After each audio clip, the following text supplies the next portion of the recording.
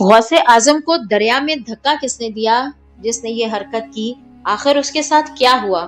اس کا ہاتھ پتھر کیوں بن گیا؟ اور وہ کون سا لمحہ تھا جب اللہ کے حکم سے سینکڑوں اولیاء اپنی قبروں سے باہر آ گئے؟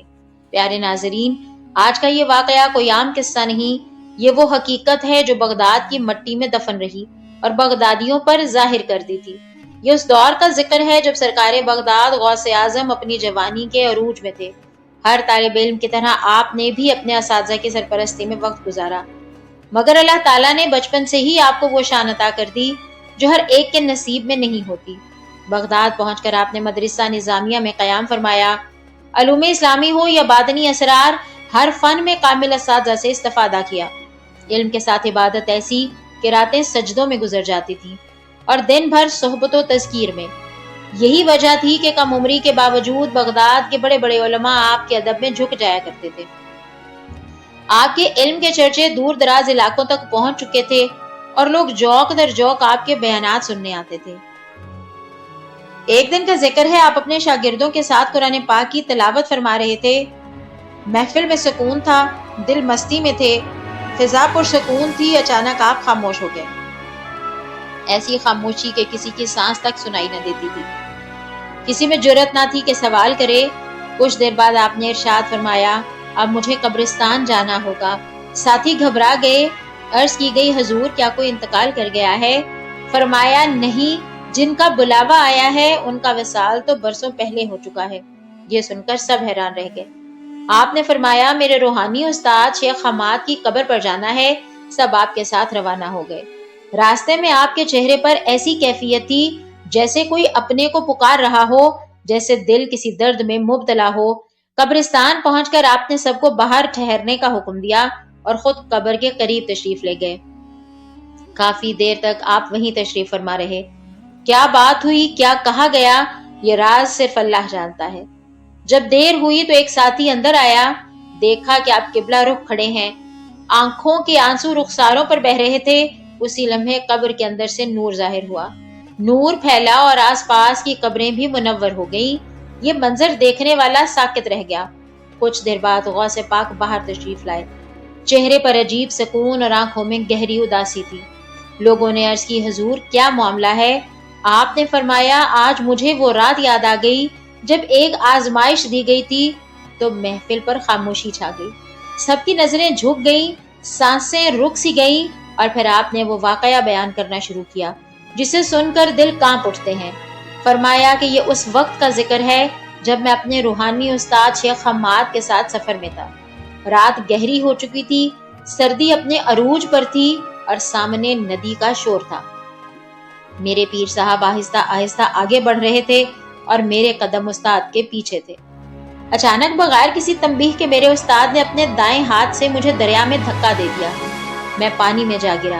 سردی ایسی کہ جسم سن ہو گیا، پانی برف کی طرح چپکنے لگا، کپڑے بھیگ چکے تھے، سانس رکنے لگی تھی، لیکن نہ میرے منہ سے کوئی لفظ نکلا، نہ دل میں شکوہ آیا، نہ زبان پر بددعا۔ میں خاموش رہا، بالکل خاموش۔ کچھ لمحوں بعد شیخ حماد خود آگے بڑھے، مجھے پانی سے نکالا اور بڑے پیار سے فرمایا، عبد القادر، یہ تمہارا امتحان تھا۔ فرمایا، ہم دیکھنا چاہتے تھے کہ تمہارا صبر کہاں تک ہے، تمہارا صبر کتنا مضبوط ہے اور تم اللہ کے فیصلے کو کس حد تک قبول کرتے ہو۔ فرمایا، تم اس آزمائش میں پورے اترے ہو۔ یہ وہ واقعہ ہے جو ہر کسی کو نصیب نہیں ہوتا۔ یہ کہہ کر وہ خاموش ہو گئے اور میں نے بھی کوئی سوال نہ کیا۔ یہ واقعہ وقت کے ساتھ یادوں میں دفن ہو گیا۔ شیخ حماد کا وصال ہو گیا اور زندگی اپنے راستے پر چلتی رہی، مگر آج قبرستان میں وہ سب کچھ دوبارہ زندہ ہو گیا۔ حضرت غوث پاک نے فرمایا، جب میں روحانی کیفیت میں اپنے استاد سے ہم کلام ہوا تو ایک منظر نے مجھے ہلا کر رکھ دیا۔ میں نے دیکھا کہ شیخ حماد جنت کے باغوں میں ہیں، لباس فقیرانہ ہے، چہرہ مدبر ہے، لیکن ان کا دایاں ہاتھ پتھر کا بن چکا تھا۔ میں نے عرض کی، حضرت یہ ہاتھ ایسا کیوں ہے؟ جو جواب ملا وہ دل چیر دینے والا تھا۔ فرمایا، عبد القادر، یہ اس ہاتھ کی سزا ہے جس سے تمہیں سرد پانی میں دھکا دیا گیا۔ فرمایا، تم نے سمجھا کیا؟ اللہ کو اپنے محبوب بندے کو تکلیف دینا پسند نہ آیا۔ فرمایا اللہ نے مجھے جنت عطا کی، لیکن اس ایک عمل کی وجہ سے یہ ہاتھ بے جان کر دیا گیا۔ یہ سن کر حضرت غوث پاک کی حالت بدل گئی، آنکھوں سے آنسو بہنے لگے، دل تڑپ اٹھا۔ فرمایا میں برداشت نہ کر سکا کہ میرے سبب میرے استاد کو کسی قسم کی سزا دی جائے۔ اسی لمحے میں نے دعا کے لیے ہاتھ اٹھا دیے، اور یہ دعا کوئی عام دعا نہ تھی۔ وہ لمحہ تھا جب زمین پر خاموشی تھی اور قبروں میں جنبش شروع ہو چکی تھی۔